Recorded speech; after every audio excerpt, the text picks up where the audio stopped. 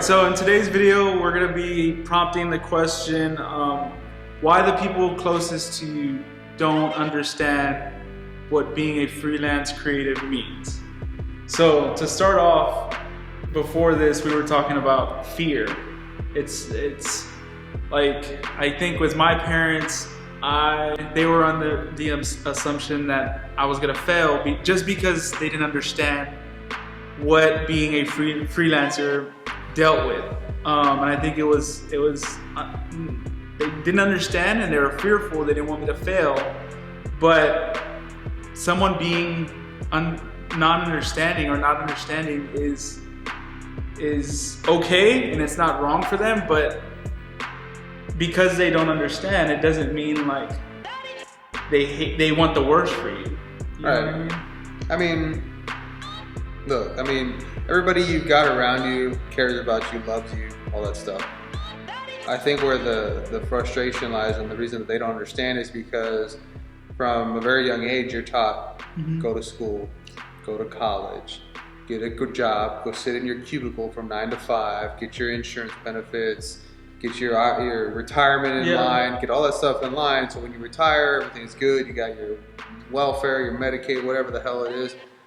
That's the process. So when you try to do something that deviates from that process, outside of the box, outside of that, they don't understand. So the first line of defense is, well, this is a loved one. I'm going to have to try to figure out how I can steer him in the right direction because I think he might be making a bad decision. Yeah. Well, as radical of a decision as it is, I think it's even more radical to sit and stay in that position for the rest of your life and feel like that's what you have to do when you don't. I mean, I'm proof, Adrian's proof, and there's millions of others that are proof that you don't have to stay stuck in your cubicle. You don't have to stay at your 9 to 5. And it may not even be a cubicle, it may be something that you actually enjoy doing, but you have skills somewhere else that you feel like, hey, maybe I could, monetize that or do it. And I think like once you realize that it's real easy to, like, even for me, when I first started doing it, it's real easy for you to get offended by people telling you that, what are you doing? No. I mean, this is not for everybody. I mean, when your parents don't understand and your wife or your girlfriend or whatever doesn't understand and you're still headstrong about still doing it, you just have a lot to answer to. It's not for everybody, but I mean, I don't really know how to make it easy. It's just whoever's going to be closest to you, they're going to tell you no. They're going to tell you, what are you doing? They're going to think you're crazy because they don't understand it. Yeah, and they don't understand it because they took a certain route in life and a certain path that worked for them and might not make them that happy, but it supports their family or it supports their lifestyle, and it's everything outside of that 8 to 10 hour day that they commit those 8 to 10 hours of kind of like just work and not being happy in work, only to get out of that and go into those weekends or 5 hour days, 5 hour the rest of the day, and go out to eat or go drink or go I don't know, go travel or go hang out with friends or barbecue or something like that. When in reality, I feel like the happiness could be all day thing. It could be, I'm happy at work, and when I get home, I'm happy.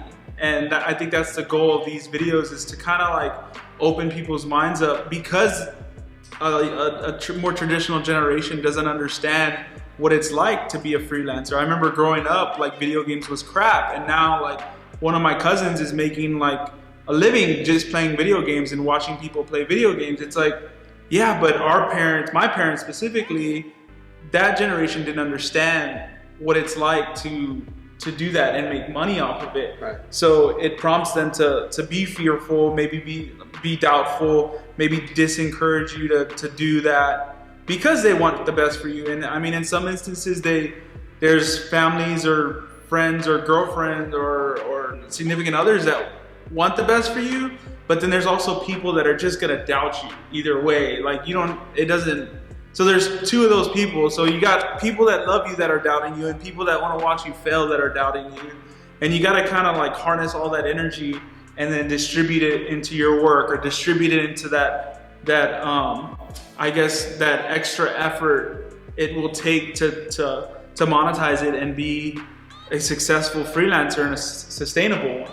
Going off of that, I want to refer to my age again. If you go back to when, I started doing freelance work almost 10 years ago, that was right around the time that YouTube was just coming out, Facebook wasn't, there was no resources like that out for anybody to go and do that kind of stuff. So I'm right at the tail end of that typical go to school, go to college, go to your corporate job, yada, yada, yada. Adrian comes from a time where it was a little bit more accessible and a little bit easier to make that happen. But I'm talking about even kids right now that are in middle school or in high school. Once they're ready to face these questions and these times, it's going to be so much easier for them. And I think that what you have to understand is that back when our parents were younger, and back with even our grandparents, you had to pick up a trade. Those were the skilled laborers, like the iron workers, the mechanics, whatever it was, whatever you want to call it, trade, electricians, like construction workers, any of that stuff.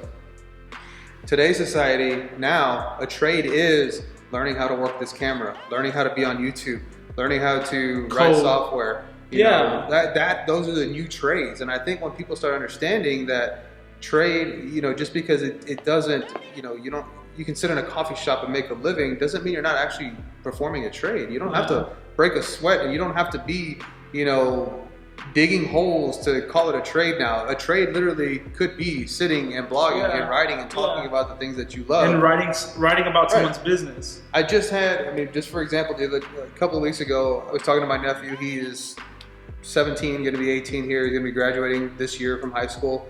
And I was talking to him about, what are you going to do? And he's like, I don't know. He's like, I don't know. Like, I don't know if college is in the cards for me. He's like, I don't, school is not my strong suit. I was like, okay, well, what are you into? And he's like, basketball. And I said, okay, well, what are your options for basketball? Like, is the NBA in your cards? Yeah, probably reality. not. You gotta face reality. Face reality. So NBA is probably not in your cards. Okay, what's next? Can you be a coach? You could be a coach, but you're gonna have to go to school for that. Yeah, that's the reality of it. Are you going to go to school? Maybe not. Okay, so now we got NBA, we've got coach off the list. What's next? You could start doing training videos. You could start looking at the NBA players that you're watching and idolizing and admiring, and start to learn their moves and do YouTube training videos. How to do a crossover like James Harden, how to shoot a three-pointer like Stephen Curry. Reach out to the demographic that's your age and start inspiring that audience.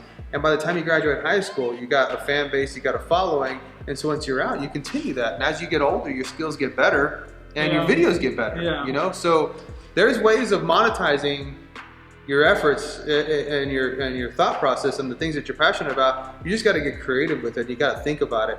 It doesn't have to strictly just be, I got to go play in the NCAA or I got to play in the NBA now. No, it doesn't have to be. Why don't you be an instructor online? Why don't you do something like that?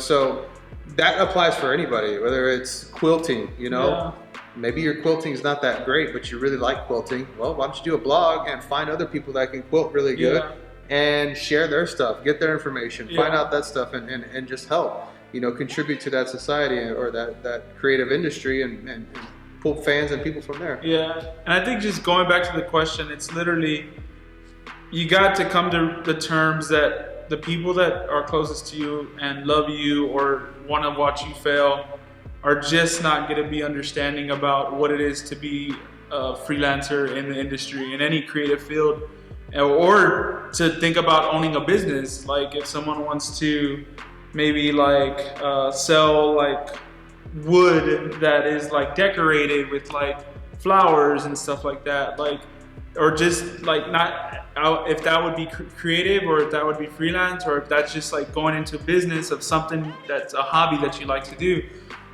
Come to terms with they're not gonna understand, and come to terms that you gotta pretty much go with your gut and think okay, this is what I'm good at, let's do it, and failure is not an option.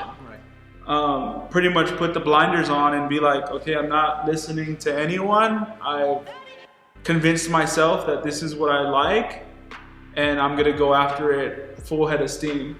And it's coming to that, it's coming to those terms that a lot of the people closest to you are not going to understand what it takes, and that's fine. They'll see the end result, and then they'll be proud later. But you have to come to the reality that they're just not gonna understand, and you gotta harness all that energy, all that doubt, and all that just people that want to watch you fail and distribute it into your work. And I think ultimately, at the end of the day, you're gonna love it. You're gonna be happy.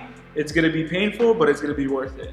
So I mean, what is there anything else you have to add?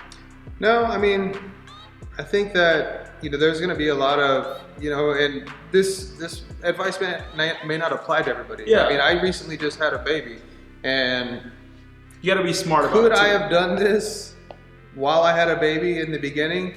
Maybe, yeah. But it's going to be really freaking tough. Like, you know, I understand you got finances, you got bills, you got all this stuff, especially if you have kids, you got a little bit more of a challenge. But I'm here to tell you it still can be done. I mean, it's going to take a good partner that understands, like, you know, hey, once the baby goes to sleep at 9 o'clock or 10 o'clock, like, I'm going to be up till 1 or 2 in the morning working on my thing.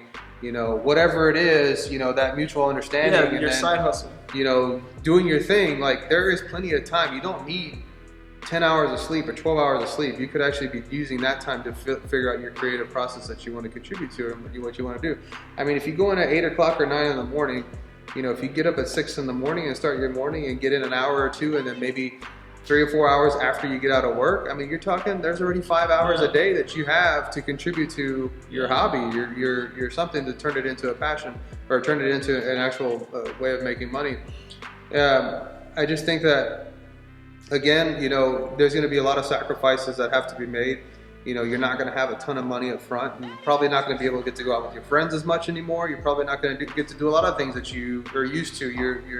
Your comfort, you know, your creature of comfort is what we call it. I mean, you're not going to have all those things, you know, so you have to be willing to say, okay, you know what? Maybe it's not going to be steak this week. Maybe it's going to be, you know, I don't know, a ham sandwich at the house. You know, maybe I can't go to happy hour with my friends because I'm going to put everything that I'm doing back into what it is that I want to do.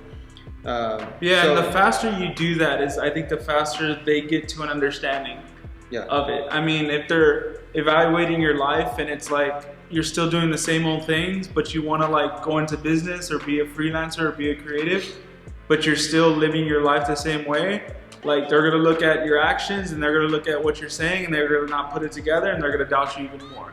So it's changing your lifestyle to ultimately benefit being a creative and being a freelancer in the long run.